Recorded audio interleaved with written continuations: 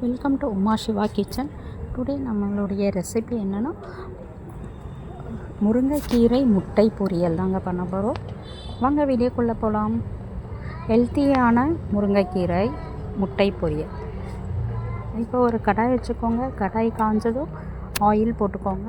Oil வந்துட்டு ரொம்ப ஜாஸ்தி தேவையில்லை. ஜஸ்ட் அந்த வெங்காயமும் கடுகும் பொரியிற அளவுக்கு இருந்தால் போதும். ஸோ அதனால் நான் ஒரு 2 ஸ்பூன் ஊற்றிருக்கேன்.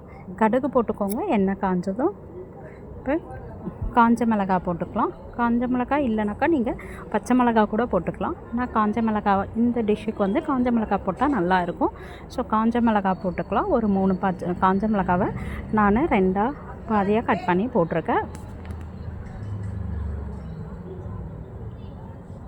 அப்புறம் வெங்காயம் நான் ஒரு வெங்காயம் போட்டிருக்கேன்.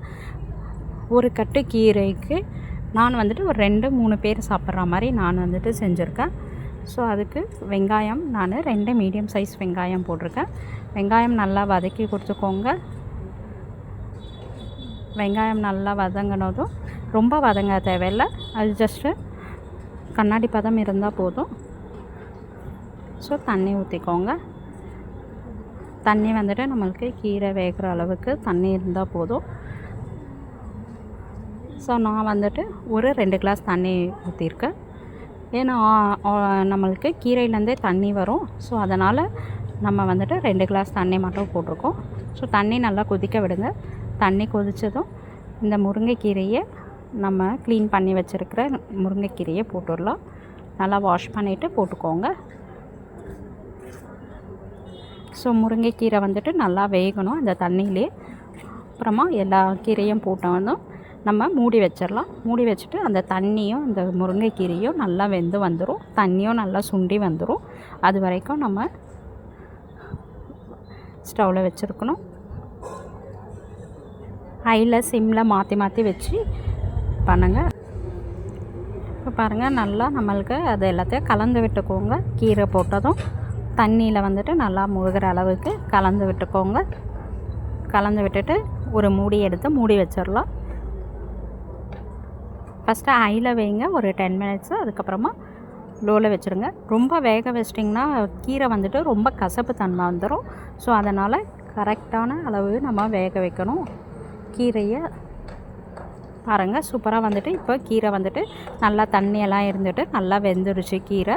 ஸோ இது ஒரு சைடு வச்சுட்டு இந்த தண்ணியெல்லாம் இருந்தோடனே தான் நம்ம ஒரு சைடு எல்லா கீரையும் ஒதுக்கி விட்டுட்டு இங்கே எண்ணெய் கொஞ்சமாக ஊற்றிக்கலாம்.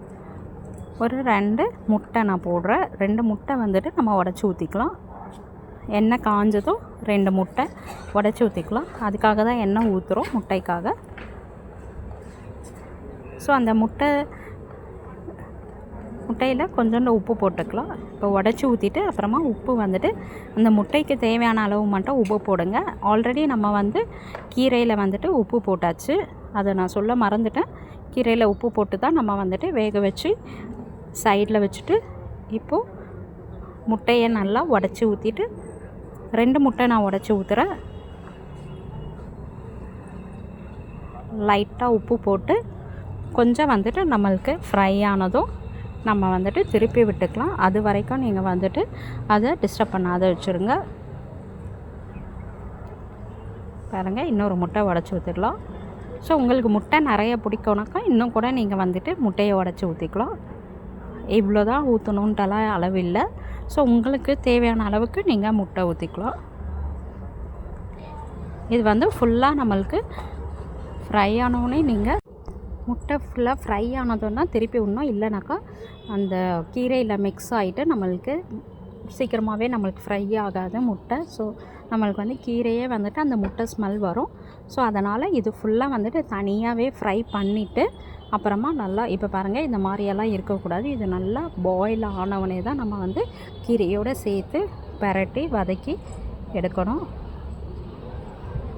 அது வரைக்கும் நம்ம அந்த எண்ணெயிலே ஃப்ரை பண்ணுற மாதிரி இதே மாதிரியே செய்யுங்க. இதே மாதிரியே ஃபாலோ பண்ணுங்கள். அப்போ தான் உங்களுக்கு முட்டை வாசனை வராத இருக்கும் கீரையில்.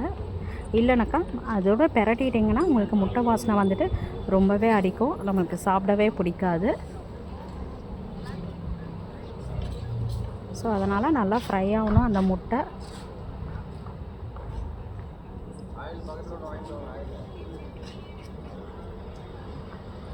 அப்புறமா தான் நம்ம கலந்து விடணும். இப்போ பாருங்கள் எல்லாமே முட்டை வந்துட்டு நல்லா ஃப்ரை ஆகிடுச்சு.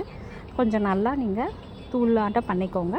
பண்ணிவிட்டு கீரையோடு சேர்த்து மிக்ஸ் பண்ணிவிட்டு அவ்வளோதாங்க, நம்மளுடைய கீரை முட்டை பொரியல் ரெடி ஆகிடுச்சு.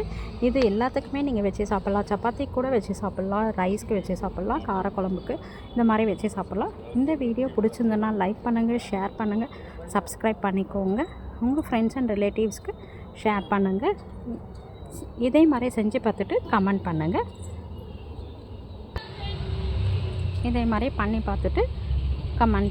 நம்ம சேனலில் நிறைய வீடியோஸ் அப்லோட் பண்ணியிருக்கோம், அதையும் பார்த்து செஞ்சு பாருங்கள், என்ஜாய் பண்ணுங்கள்.